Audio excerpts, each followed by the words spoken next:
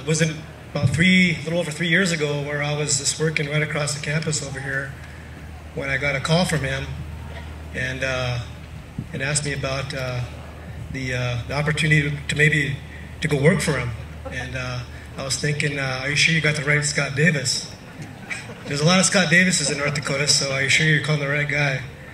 But needless to say, I was, for whatever reason, chosen by him to join his team, and it's been a very, very good road so far. And I really, really appreciate that opportunity, Senator Hoeven. And we want to continue. Obviously, we continue to work together now on a lot of issues, and this is one of those issues that we've worked for, and one of these, I guess, goals that we had in mind for a few months now, and now today we're seeing that to come to pass. So, with that, Senator John Hoeven.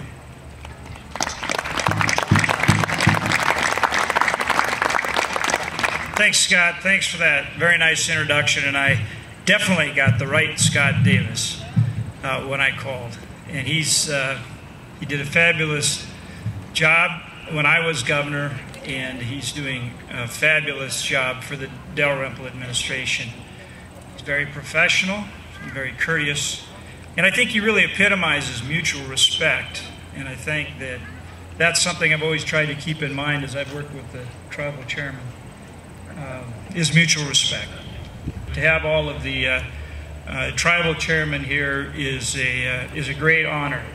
And I've enjoyed working with you as governor, and I truly enjoy working with you now in the Senate. So, Chairman Hall, I heard there was some horseback riding.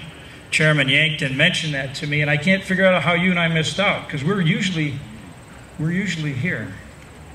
They got our horses? Can a couple of you guys in uniform sneak out and get them back for us?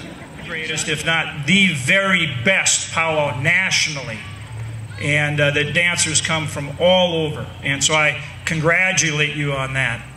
And to our veterans and to all of you in uniform, thank you for being here. Maybe we could have a round of applause for all of our veterans and all of our men and women in uniform. Thank you for what you do for us. To our legislators, thank you for being here. Thank you for the support that you give to the North Dakota National Guard, the finest guard out of all 50 states without question. And to all of our officers and NCOs, and to all of our enlisted members, to the soldiers and any airmen that are here in the Guard, thanks for being here and thanks for what you do. It is so very appropriate that you're getting the latest, greatest helicopter because of the job you do, the incredible job you do here at home, the incredible job you do whenever you're called up, as you have been called up over the past decade in both Iraq and Afghanistan and other places around the world. So this is the latest, greatest helicopter. It is part of a $250 million program that we funded for this UH-72A helicopter.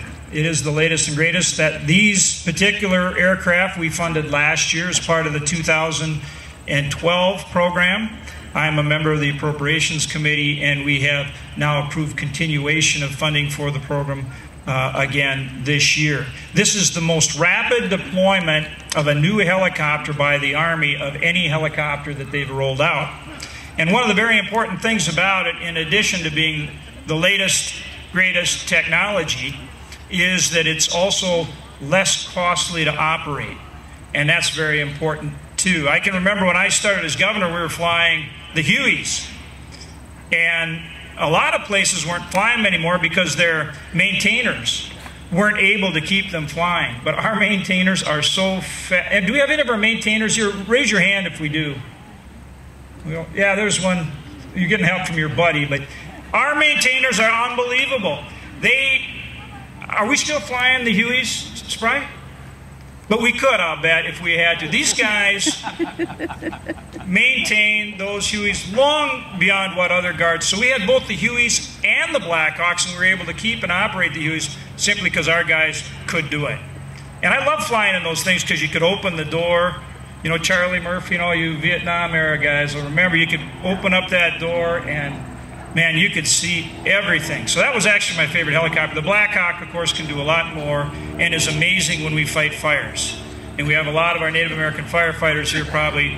But when those Black Hawks show up and they have that huge, 640-gallon dump bucket and start dropping water on the flames, it makes a difference. But this UH-72A will make a big difference in terms of reconnaissance and border patrol and a lot of other missions, and because it is less expensive to operate, it will make a big difference for our Guard. So a very important program, and I'll finish with this.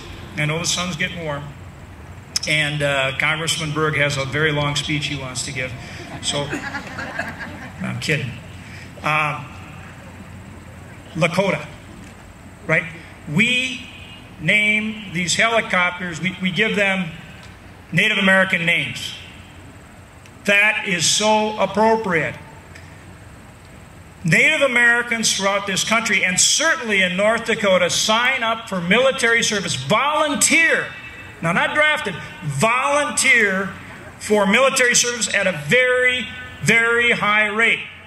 It's been true throughout the War on Terror, it's been throughout Vietnam, World War II, all the way back. They step up and they volunteer to serve this great nation.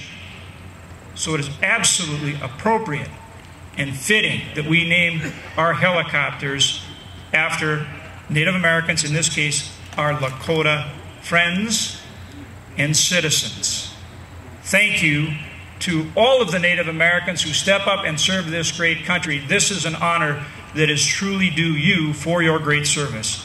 The Lakota Helicopter. Congratulations.